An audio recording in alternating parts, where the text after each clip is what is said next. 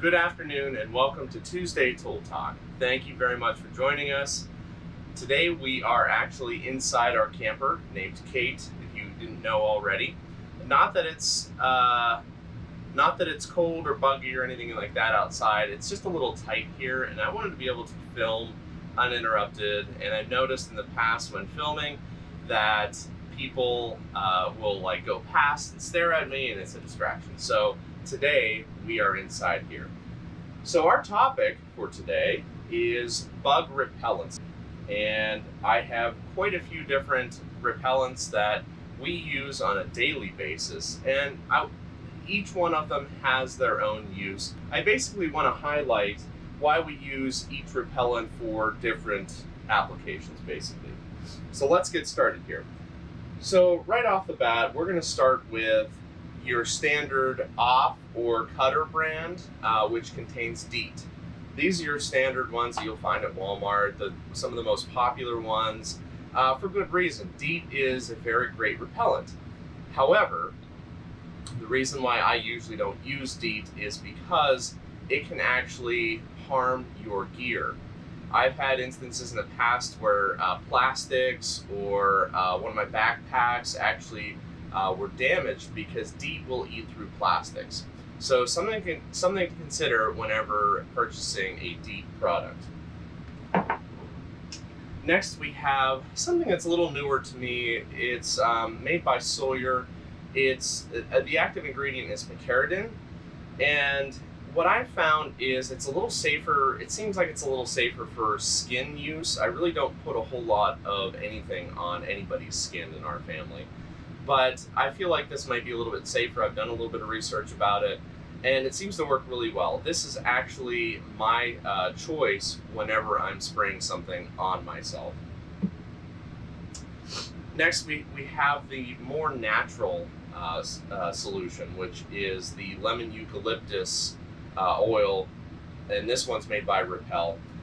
It works okay. Like with a lot of natural bug repellents, they work okay. They get the job done sometimes, but the reason I like this is because it does offer some repellency, and it's very safe. So if I need to spray something around G, on her backpack, on me, anything like that that she's going to be in contact with, I prefer a little bit more all-natural solution here. So not a bad thing to have. And last but not least, we have our thermocells. And thermocells, I've known they've existed for quite a while, and usually I've just passed them up because I'm never really outside enough to have to use thermocells. Well, when we came into this lifestyle and we started doing full-time RVing, we noticed we were spending a lot more time outside, and there were a lot more bugs that we'd encounter. So we decided to get two different thermocells. This is the more portable option. You've probably seen this on me from time to time. And this is the option that we keep around the camper. These are really great. Basically how it works is there's a fuel cell in the bottom. I believe it's butane that heats up an element.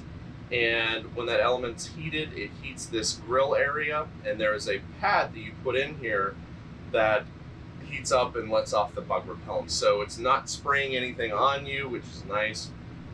The only downside to these, as nice as they are, is the butane cartridges are not cheap.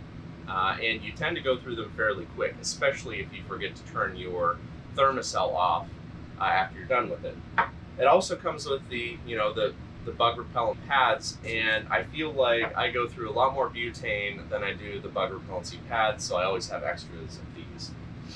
So even though with the cost of the refills, it's still worth it to us because we spend a lot of time outside, and we need something that keeps away the bugs, especially in places like here in Florida where there are bugs everywhere. So basically, the point of this is each one of these has a different application. And while I don't prefer to use Deet, it's still not a bad option for people that are out on the weekend or taking a hike or something like that. Just be aware that Deet can eat through equipment. And I've had it happen before, so I can vouch for that. All in all, the two bug repellencies that I use the most that work the best are the picaridin and the thermocells. Like I said, I do use the lemon eucalyptus oil every once in a while, but it doesn't work as well. Also, there are candles out there and like incense and things like that.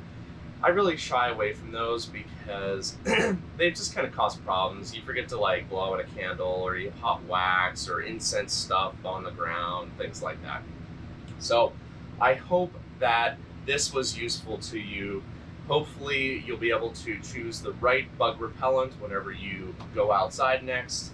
And I really appreciate you joining me for this Tuesday Tool Talk. So thanks again. Hit that subscribe button if you haven't already. Give us a big thumbs up. I'd really appreciate it. Check out our blog, linked in the description below, and I will see you on the next Tuesday Tool Talk.